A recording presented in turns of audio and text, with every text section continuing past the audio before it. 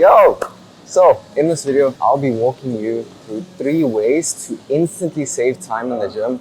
So, you're in and out of the gym in way less time.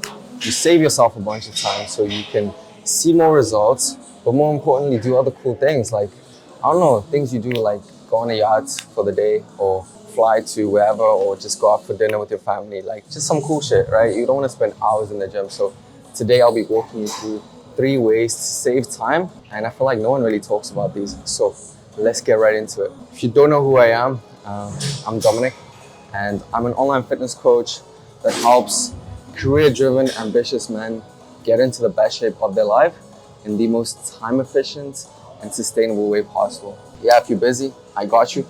And if you want to know more about this, check out the pinned video to the top of my channel where I just break down exactly how I got shredded in the most time-efficient way possible, how my clients do it, and how you can do the same. So feel free to check it out.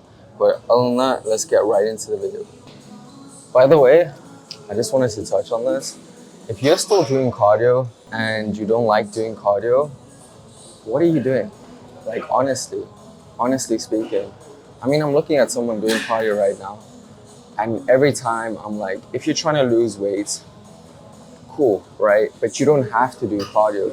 You can mainly focus on your diet. And the thing is, no one tells you is that the greatest fat burner is actually muscle. So putting on more muscle, you're more likely to burn more fat. And then you focus on your diet as well. You spend like 4 hours in the gym and you fucking shredded. So yeah, stop doing cardio.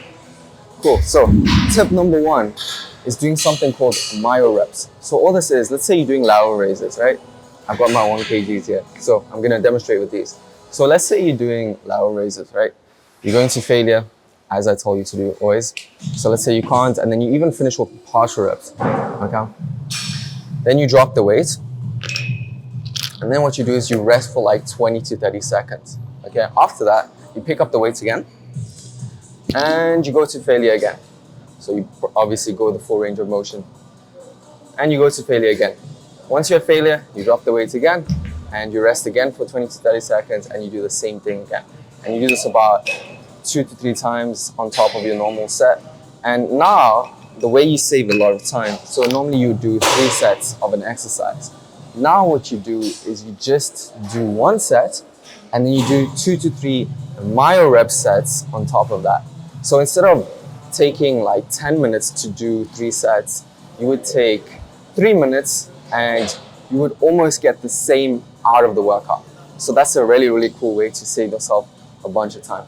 The second way to save yourself a bunch of time, again, to do other cool shit, be in and out of the gym in like no time. Yeah, that's what we do. We save time. We get shredded and we save time. So, second way you can do something like this is doing supersets. Yeah, that's what I wanted to say. So, right, let's say you're doing a bicep curl, okay? Then what you want to do is, after that, directly after that, without resting, you do an exercise that targets an opposing muscle group.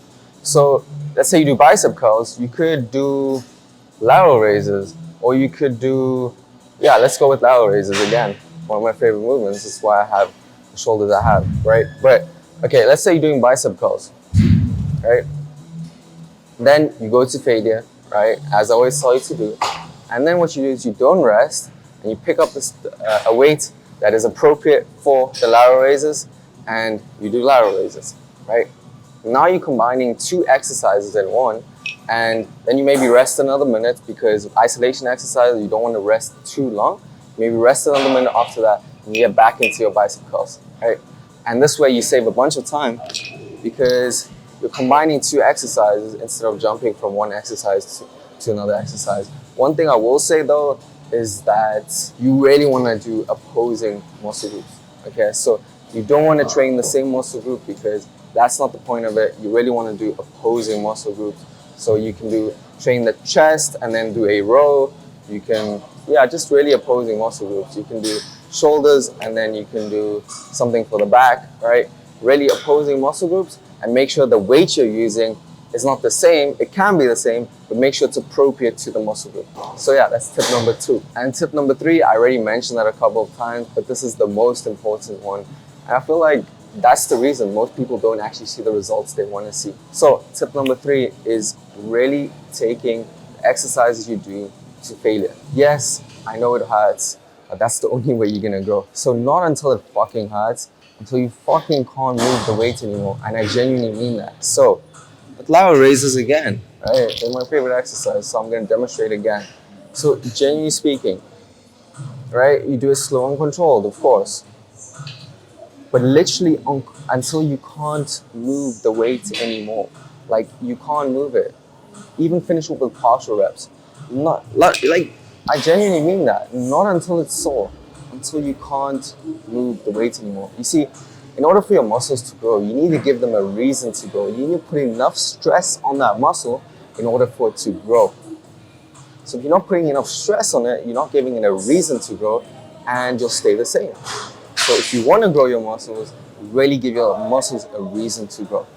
Yes, it's going to be sore, but look, if it was easy, everyone was going to do it. Everyone would be in shape. Everyone would have a six-pack. Everyone would be fucking shredded. So yes, it's hard, but embrace it, right? Embrace it. So yeah, that's tip number 3. And I just want to finish what we're saying. Like all these methods are a way to save yourself time. And I genuinely implore you to try these things. Okay? But if you're still making the excuse that you don't have the time, right, really just think about it. Think about if there's someone else who's just as busy as you, who is still shredded. Still fucking shredded. I mean, I can think of an example straight away. Dwayne "The Rock" Johnson, right? He's fucking shredded. Fucking beast. Yes, he's been doing it for a lifetime, right?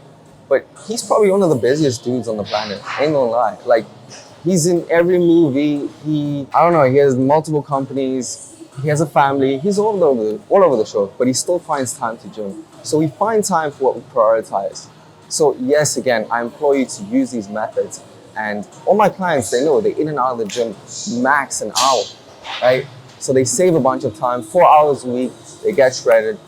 But I still implore you, you still need to take action. You actually need to show up, okay?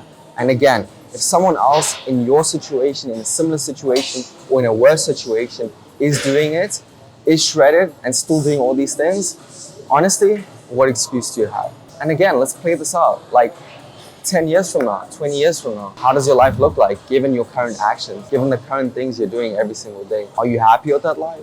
Are you not? So start today, take action, start changing your life, start actually doing the things that are required to change your life, and not tomorrow, today. So yeah, if you like this type of video, if you found this valuable, give it a thumbs up, and I'll see you in the next one. Peace.